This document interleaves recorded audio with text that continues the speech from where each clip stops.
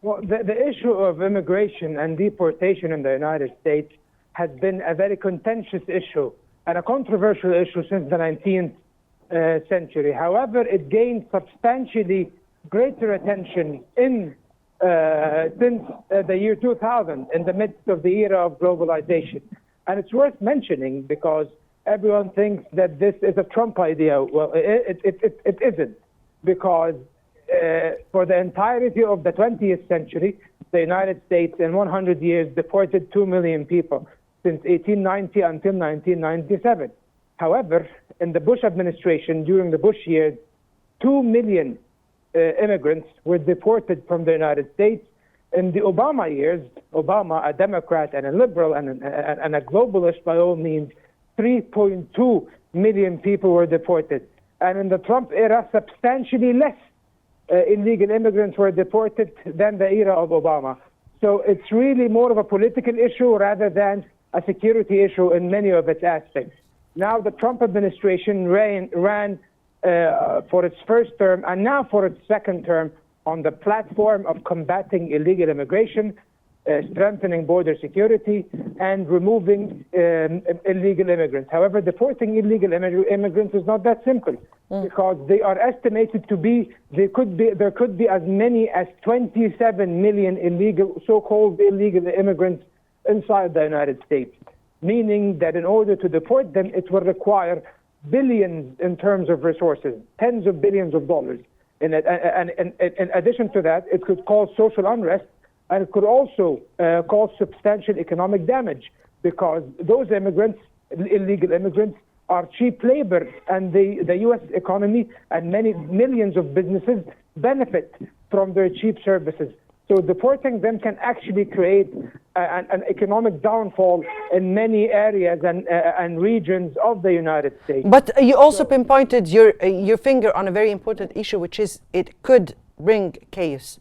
Now, when we are speaking about Chicago, and Chicago has taken a firm stance as a sanctuary city. Now, how do you foresee the or probable clash between the federal and local authorities playing out? Of course, this is a recipe for disaster, because now we have a potential clash between the federal level and the state level. The United States, as we all know, is a federal system of government, meaning that each and every state enjoys, in accordance with the Constitution and its own state constitution, a certain degree of autonomy regarding several files and several issues. The problem of immigration, it's actually a cross-border issue that touches upon federal authorities and federal powers, as well as state authorities and state powers. So so-called sanctuary cities like Chicago or Seattle and Washington, or even New York City, where they allegedly, according to Trump at least, they provide a safe haven for so-called illegal immigrants to evade deportation and whatnot. This could be an actual problem, because Trump plans not only to use the National Guard and to use federal law enforcement officials in order to undertake his deportations, and he even hinted that he might use the U.S. military, which will be a precedent in U.S. history. And on the other hand, the states, if they do not cooperate, that means that the drastic measures could be taken, and and deadlocks could happen that can only be ruled through the Supreme Court. No. As we all know, the Supreme Court is staffed, the majority of its judges lean way more towards the right and the conservative ruling powers. Go ahead, please. Now, from a humanitarian aspect, for immigrant communities, these raids represent more than enforcement. They create fear and uncertainty.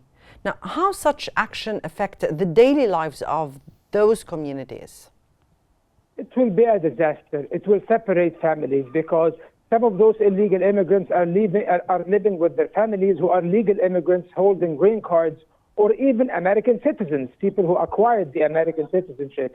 Some of them are parents who have American children because they gave birth to their children in the United States, so their children acquired their citizenship by birth. So if this deportation campaign is carried out in a very unselective manner, in a way that does not differentiate between the different cases, it can cause substantial mayhem within society and could even potentially cause civil disturbances. We are speaking about millions of people in this regard.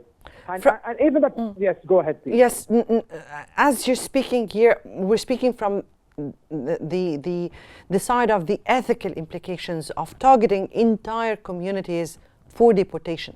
What do you have on that? Of course, because most of these immigrants who will be targeted, most of them are Hispanic. And they belong to especially people from Central America and Mexico. So it can be perceived as an attack on the Latino population of the United States, and Hispanic Americans form a very huge chunk of your society. But let's not forget that in this election, the majority of male Latino voters voted in favor of Trump.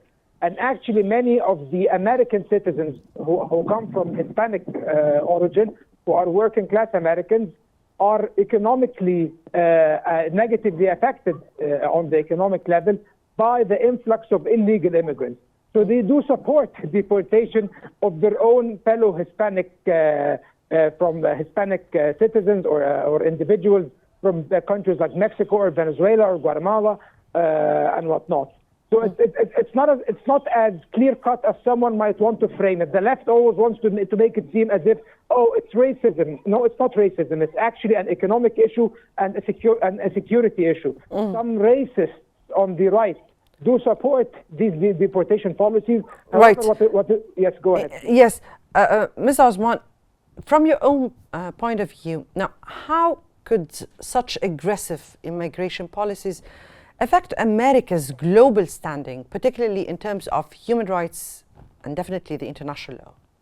If they decide to carry out mass deportations on this level that are indiscriminate and that cause harm to hundreds of thousands of families, they will be a very, very abysmal example for human rights adherence. The United States already has a foreign policy that completely disregards human rights in terms of supporting genocide in Gaza and whatnot. And they also have a problem with police brutality inside and a problem with systemic racism against Black Americans and non-whites in general. So if they are going to add to that acts of mass deportation and potentially government-sponsored violence against entire communities, this will hardly be an inspiring example for other countries in the world. The world will just look down upon America. The idea of deporting illegal immigrants is a sound idea. It's not bad. However, it should be conducted in a very thorough manner. It should not be conducted indiscriminately, and it should be conducted in a humane manner that takes into account the humanitarian aspect and takes into account also the economic aspects of it so that it wouldn't damage the economy of the United States. However, that does not seem to be what Mr. Trump is planning.